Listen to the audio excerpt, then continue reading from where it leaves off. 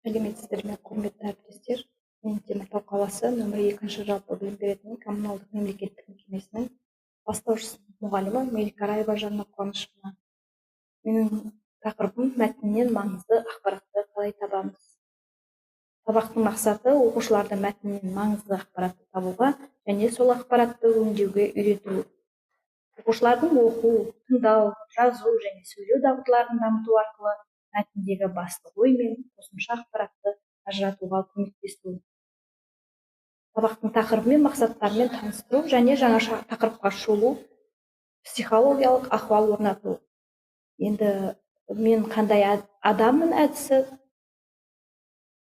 арқылы психологиялық ахуал орнатамыз.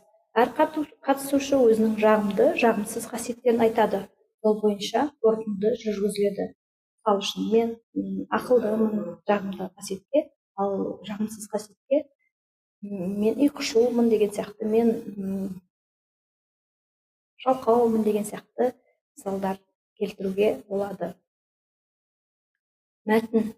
Көктем мезгілі ауылдың өмірінде үлкен өзгерістер әкелді. Қар еріп, күн жылып, ауыл тұрғындары жер жыртып, егін егуге дайындалды.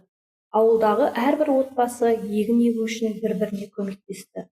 Ол кезде адамдардың еңбегі өте маңызды болды.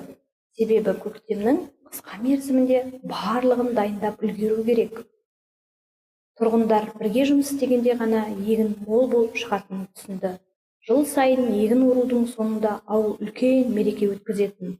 Бұл мереке бірліктің, еңбектің нәтижесі болып есептелді. Мәтін бойынша талдау. Оқылым тапсырмасына келетін болсақ, мәтінді оқып шығып, ең маңызды ақпаратты анықтаңдар. Мәтіннің басты ойы не? Маңызды және қосымша ақпаратты бөліп жазыңдар. Мысалы, маңызды ақпарат: ауыл тұрғындары бірге егін егуге дайындалды, олардың еңбегі маңызды болды. Ал қосымша ақпаратқа келетін болсақ, егін орудан кейін үлкен мереке өткізілді. Тыңдалым тапсырмасына келетін болсақ, тапсырмады мұғалім оқып береді. Тыңдағаннан кейін мәтіннен ең маңызды 3 ақпаратты анықтап, оларды сыныпта талқылайды. Мәтінді тыңдағанда маңызды ақпаратқа назар аударыңдар. Топ ішінде сол ақпараттарды талдап, мәтіндегі ең негізгі мәліметтерді талқылаңдар. Мысал сұрақтарды топтық талқылауға: мәтіндегі басты оқиға қандай? Ең маңызды ақпарат қайсы? Қосымша ақпарат қандай?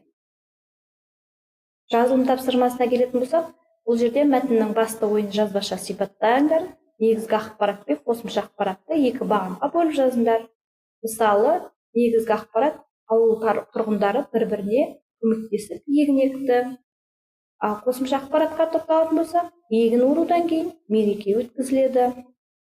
Жазбаларында мәтіндегі маңызды ақпаратты бөліп көрсетіңдер, қосымша ақпаратты негізгі ойдан ажыратып жазыңдар. Айтылым тапсырмасы: мәтіннің ең маңызды бөлігін сынып алдында айтып беріңдер. Маңызды ақпаратты қалай анықтағандарыңды түсіндіріңдер. Әрбір оқушы мәтіндегі маңызды ақпарат туралы айтып, оны қалай анықтағанын түсіндірсін. Кері байланыс орнату. Бұл кері байланысты ара ұясы техникасы арқылы орнатып, мұғалім жұптағы оқушыларға не білгендігі туралы пікір алмасуды және 2 сұрақтан дайындауын тапсырады. Одан кейін әрбір жұп кезектесіп бір-біріне сұрақ қояды. Ол сұраққа жауапты мұғалім немесе басқа оқушылар береді. Сонымен берілген осы техника негізінде мұғалімнің берген мәліметтері қорытындыланады және өңделеді.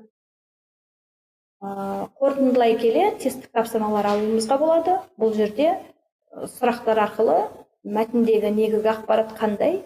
Ауыл тұрғындары егін егуге дайындалды. Б. Ауылда үлкен мереке өтті. Б. Тұрғындар демалды. Екінші сұраққа тоқталатын болсақ, тұрғындардың еңбегі не үшін маңызды болды? Жазды қарсы алу үшін, көктемде егін егуге үлгеру үшін, қыста көкөніс жинау үшін. Назар салып тыңдағандарыңызға рахмет.